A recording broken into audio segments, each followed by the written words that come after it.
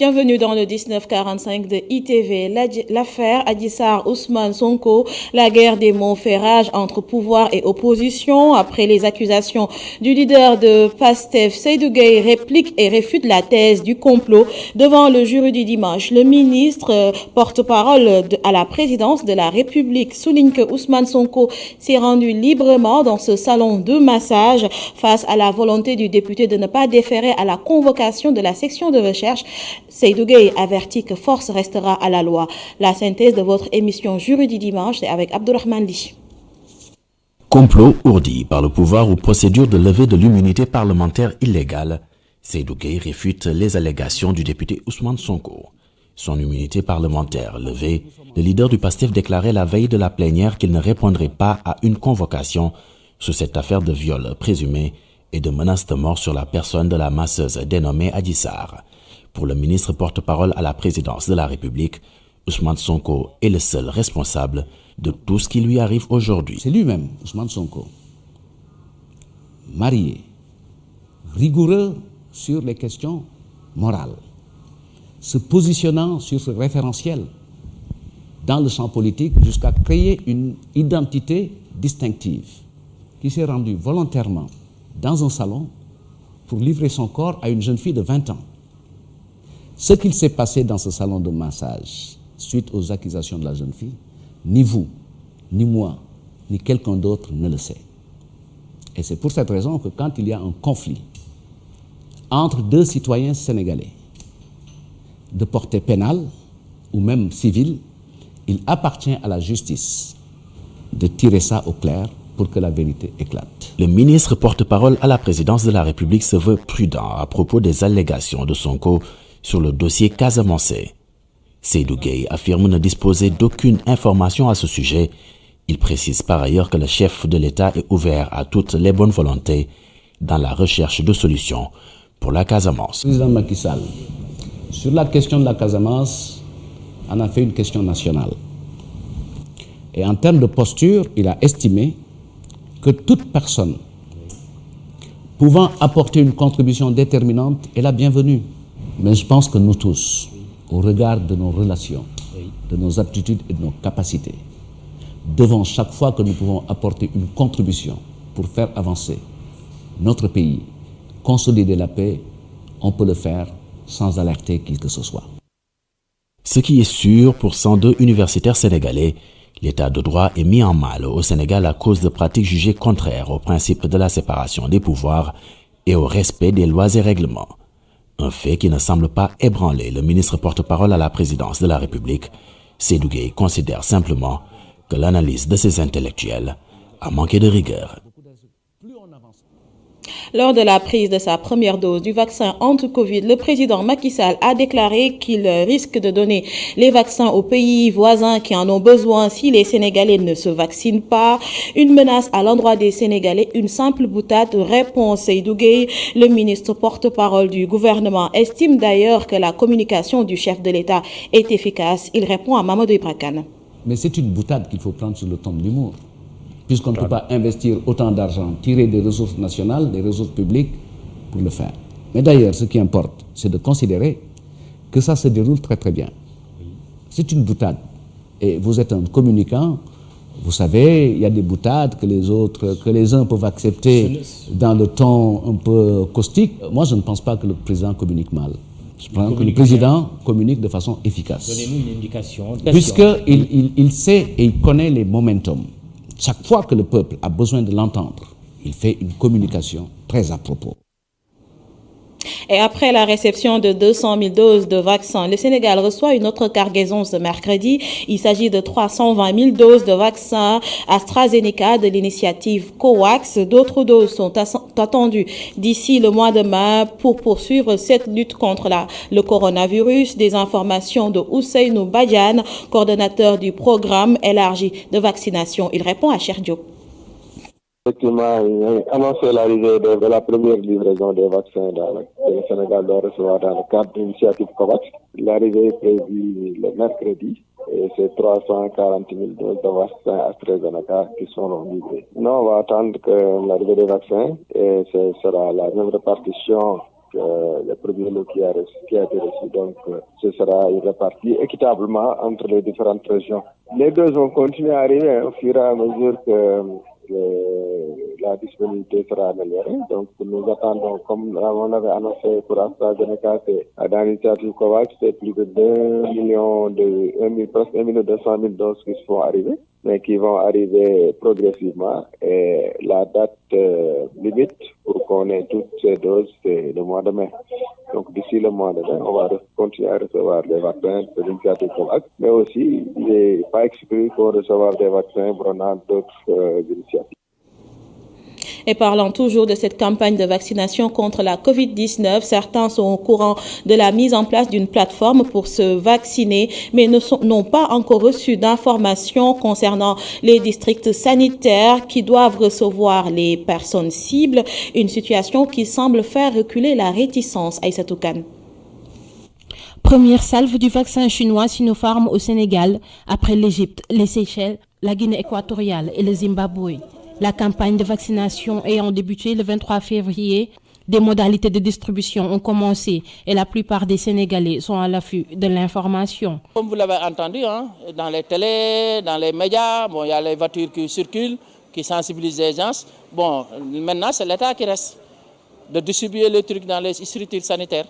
Mais les vaccins sont là. J'ai reçu l'information de par mon neveu. Il m'a envoyé la procédure à suivre pour s'inscrire, pour se faire vacciner. Cependant, dans la commune de Fass, Gueule Tapée, Médina, les districts sanitaires n'ont pas encore mis au parfum les citoyens sur la disponibilité des vaccins. Mais au niveau de la Gueule Tapée, on n'a pas encore vu le truc. Bon, ça fait 3 jours, on attend sérieusement. On a 2 structures comme Abbas Ndao et Centre Elisabeth. Les personnels de santé, les plus de 60 ans sans ou avec comorbidité et les personnes atteintes de maladies chroniques, soit environ 23% des 16 millions d'habitants, vont bénéficier des doses de Sinopharm. Ces personnes cibles attendent de plus amples informations. Et c'est au cas concernant les chiffres. Il y a aujourd'hui 265 nouvelles contaminations à la COVID-19 sur un total de 2308 tests.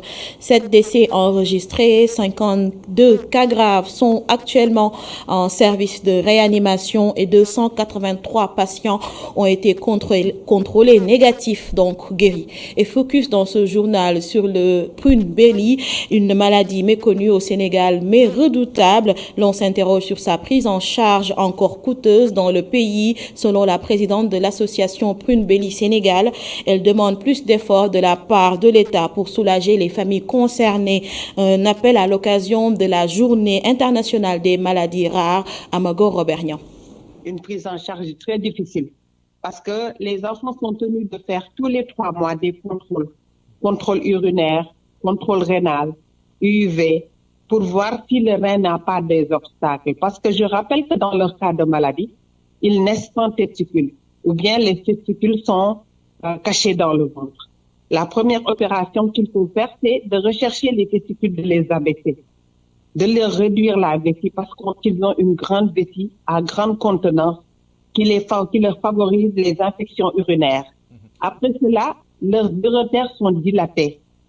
Les cavités rénales sont tellement dilatées et en plus de cela, ils ont un relâchement des muscles de l'abdomen. Ils n'ont pas de muscles à l'abdomen. Comme j'ai l'habitude de plagier le médecin, une personne normale, après la peau, c'est la graisse. Après la graisse, c'est les muscles. Et après les muscles, c'est les intestins. Mais chez un enfant présentant un syndrome de Prune Belly, tout de suite après la peau, c'est les intestins. Donc, une prise en charge très difficile, aussi bien pour les médecins, pour les parents et pour les enfants en souffrance. Donc, en l'instant, Ndeye Khemembaye, présidente de l'association Prune Belly Sénégal, parlons d'autre chose. Le village de Ngor suffoque à cause de la surpopulation. Selon le collectif pour l'extension du village traditionnel, le village compte 25 000 âmes vivant sur 4,5 km², soit une densité de 5 000 habitants par km², selon le collectif. Face à cette situation, il demande à l'État l'affectation de 52 hectares sur le site de l'ancien aéroport Léopold Sédar Senghor. Avec une forte densité de la population dans le village traditionnel qui avoisine les 10 000 habitants au kilomètre carré, parmi les plus élevés au Sénégal. La restructuration aujourd'hui s'impose. Il n'y a plus de zone de recasement disponible à cause de la boulimie foncière qui a affecté la zone. Il s'en est suivi une spoliation totale du patrimoine foncier traditionnel. Il est important de noter que l'espace libéré par la délocalisation de l'aéroport reste et demeure la seule possibilité d'acquisition de zones d'extension et de réalisation de projets socio-économiques culturels pour le village traditionnel. Ainsi, nous sollicitons de l'État du Sénégal l'affectation de 50 hectares au village traditionnel de Ngor en vue de l'aménagement d'une nouvelle zone de recasement et d'extension sur le site de l'aéroport, le développement de projets structurants au profit des populations, la restructuration du village traditionnel et l'amélioration du cadre de vie. Et pour finir, la population ngoroise dans son ensemble, à travers toutes ses composantes, compte sur la bienveillance et le sens de la justice et d'équité de M. le Président de la République, Macky Sall, pour répondre favorablement à cette demande. La commune de Yène a inauguré sa bibliothèque municipale. Cet outil de dernière génération est destiné en priorité aux élèves et étudiants de la commune. La bibliothèque sera itinérante pour permettre à la majorité des populations d'avoir accès à la lecture. Un reportage de Babacar Seck. Permettre aux jeunes de Yène d'accroître leur niveau de culture à travers la lecture est l'objectif des autorités avec l'inauguration de la bibliothèque municipale. En construisant donc cette bibliothèque, nous voulons toucher toute la population de Yène, mais plus particulièrement les jeunes, notamment les élèves, les étudiants, les chercheurs, mais le personnel enseignant, parce que nous pensons qu'en installant une bibliothèque moderne, non seulement il y a des livres et des revues, mais également nous sommes très sensibles au monde virtuel avec Internet et tout ce qui s'ensuit. Dans le cadre du suivi scientifique de la bibliothèque de Yène, la fidélisation de la clientèle sera une priorité. Pendant la période de l'hivernage, les plages de Yène sont très fréquentées. Pourquoi la bibliothèque n'irait pas dans les plages au moment où les élèves sont là pour prêter des livres aux gens qui les lisent et qui les rendent sur la plage. Tout ça pour habituer les gens à la lecture. Nous allons faire aussi de cette bibliothèque un centre de ressources des savoirs locaux. Nous allons identifier, grâce au maire et à la commune, les personnes d'un certain âge qui ont une culture de l'environnement. En partenariat avec la commune de Yène, l'association des abeilles solidaires du Sénégal va participer au suivi et à la gestion de la bibliothèque. Quand on installe une bibliothèque, on engage un bibliothécaire qui sera chargé de la gestion et de l'encadrement de ceux qui vont venir fréquenter la bibliothèque. Et nous aussi, on vient durant les installations et les préparatifs pour la mise en place.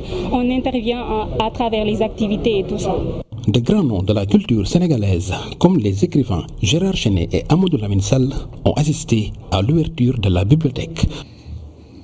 Les nouvelles recrues de la fonction publique ont bouclé leurs 2 semaines de formation à Rufisque et Thiès. Les agents des différents ministères se sont familiarisés aux outils de l'administration et à sa déontologie, une formation civique et morale avec la mise à contribution de l'armée. Mariam Sarr, ministre de la fonction publique et du renouveau civique, et avec Babacar Seck. Vous avez bénéficié tout au long de ces 2 semaines d'une formation de qualité à la fois théorique et pratique en vue de vous familiariser avec le monde de l'administration et ses exigences.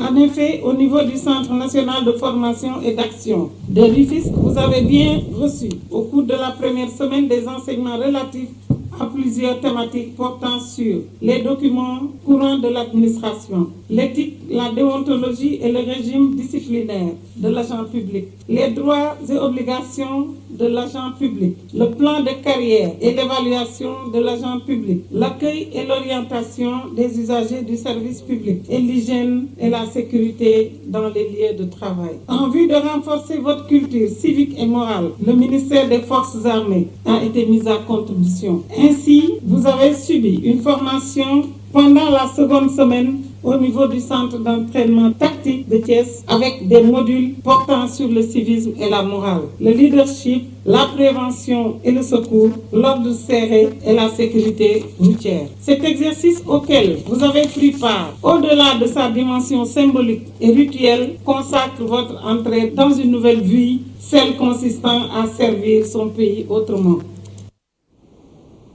Kaolack, Serigne Mboup annonce sa candidature pour la mairie de la ville. Le leader du mouvement And Defar Kaolack estime que le mécontentement des jeunes est lié au manque d'emploi concernant la vaccination contre la Covid-19. Serigne Mboup soutient la campagne. Il est au micro de Adamassa et Astombaï.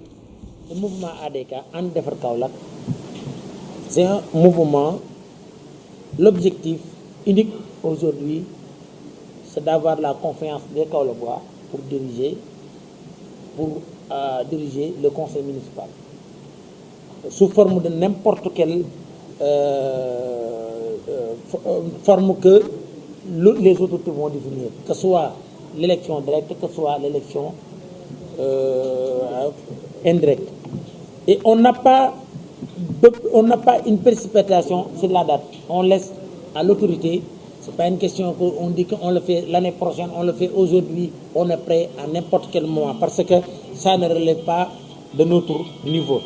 Et aujourd'hui, nous, comme ce que nous disons, nous sommes prêts, nous sommes disponibles encore pour recevoir des vaccins, parce que nous avons confiance au gouvernement et nous pensons que le Sénégal est tellement outillé professionnellement pour détecter quelque chose qui est possible. Si aujourd'hui le gouvernement, à travers le président de la République, a amené des vaccins, nous sommes prêts parce qu'on n'est pas le cible prioritaire, mais nous sommes disponibles et je pense que très bientôt vous allez voir. Pour le constater, nous tous, notre pays est un peu en tension, mais moi je me dis que on doit apprendre que si aujourd'hui on disait que les jeunes, qu'on craigne leur mécontentement, avaient du travail, on ne savait pas.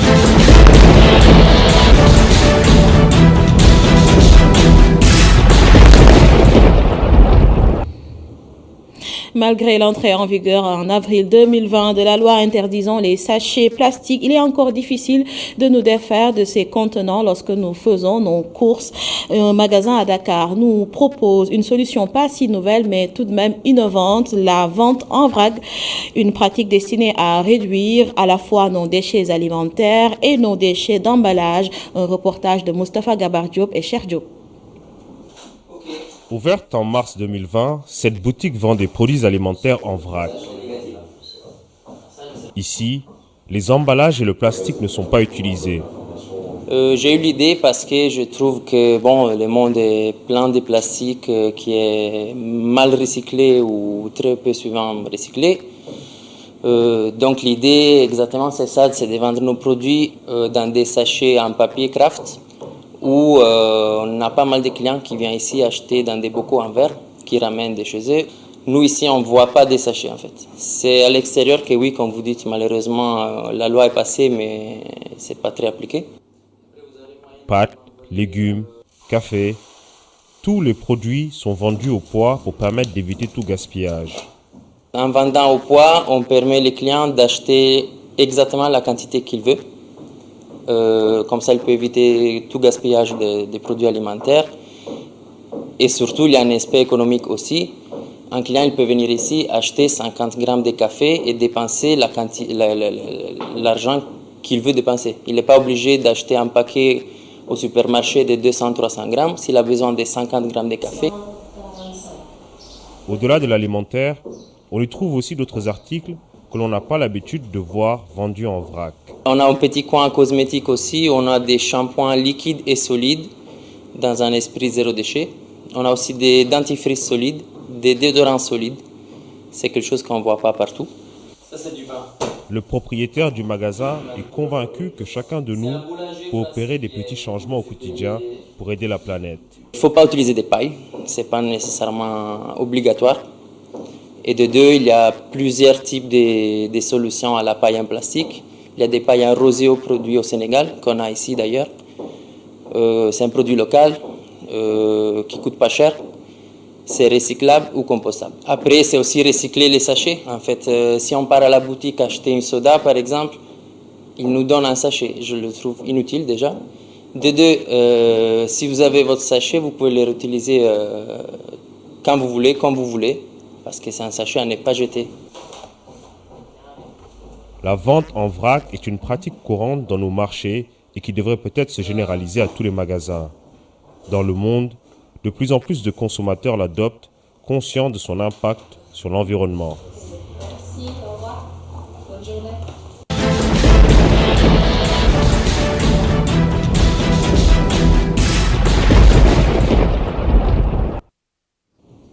Moustapha Gabardio, merci beaucoup pour cette bonne adresse écolo et c'est la fin de ce bulletin. Merci à vous de l'avoir suivi.